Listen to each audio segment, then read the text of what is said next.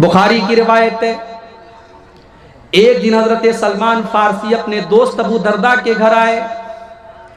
उन्होंने देखा कि मेरे दोस्त अबू दरदा की जो बीवी है उम्मे दरदा, उनके बाल बिल्कुल बिखरे हुए हैं, चेहरा बिल्कुल मैला कुचैला बना हुआ है। हजरत सलमान फारसी ने पूछा कि भाभी जान, ये आपने क्या हुलिया बना के रखा है? आपका चेहरा इतना उतरा हुआ क्यों है? आपके बाल इतने बिखरे हुए क्यों हैं? आप तो शादीशुदा औरत हैं, आपको तो बन संवर के रहना चाहिए, बन ठन करके रहना चाहिए, अपने शौहर के लिए सज धज के रहना चाहिए।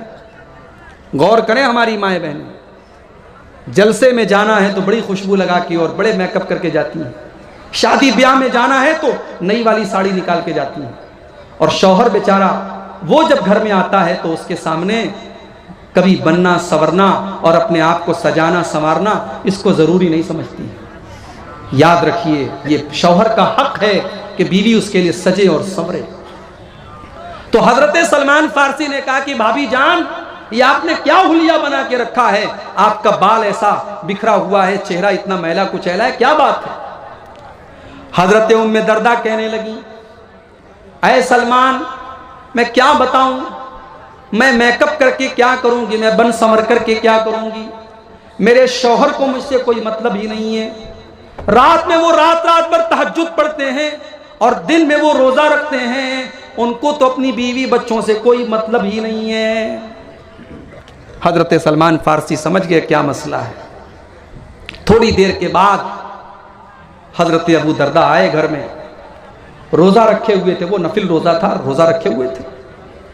दस्तरखान बिछाया और हजरत सलमान फारसी से कहा कि खाना खा लीजिए। हजरत सलमान फारसी ने कहा मैं खाना नहीं खाऊंगा, पहले आपको भी खाना पड़ेगा। बोले मैं रोजा हूं? का नहीं, आपको रोजा तोड़ दीजिए, आप साथ में खाना खाइए। हजरत सलमान फारसी ने जबरदस्ती उनका रोजा तोड़वाया। इससे एक मसला यह भी पता चला कि नफली रोजा, रमजान के रोजे की बात नहीं हो रही है, नफली रोजा तोड़ा भी जा सकता है अगर कोई ऐसी मसलहत आ जाए।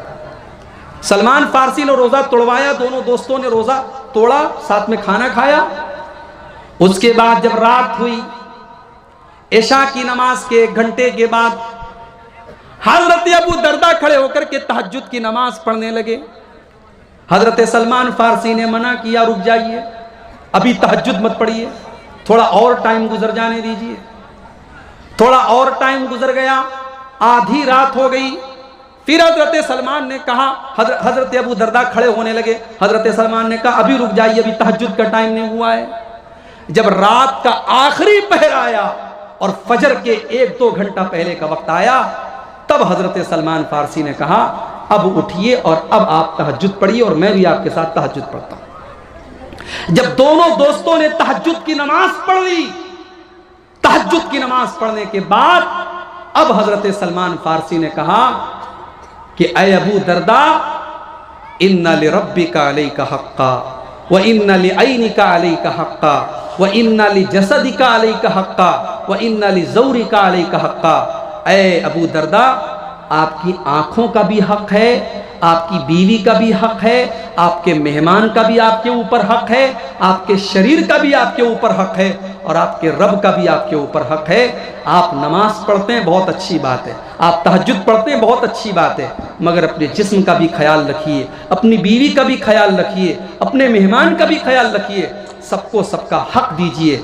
जब अल्लाह के रसूल सल्लल्लाहु अलैहि वसल्लम के सामने ये पूरा वाक़या बयान किया गया, अल्लाह के रसूल ने फरमाया सदक़ सलमान, सलमान बिल्कुल सही कह रहे हैं, सलमान ने बिल्कुल सही बात कही। तो मेरे भाइयों, इस्लाम तो ये तालीम देता है। इस्लाम इस बात का नाम नहीं है कि आप बीवी बच्चों को भूल जाएं और आप दिन भर नमाज ही पढ़ें और दिन भर आप रोज़ा रखें और बीवी बच्चों का हक अदा ना करें। आप एक अच्छे बाप बने, एक अच्छे शौहर बने और एक अच्छे परिवार के आप सदस्य बने। ये भी अल्लाह के रसूल की सीरत का एक हिस्सा है।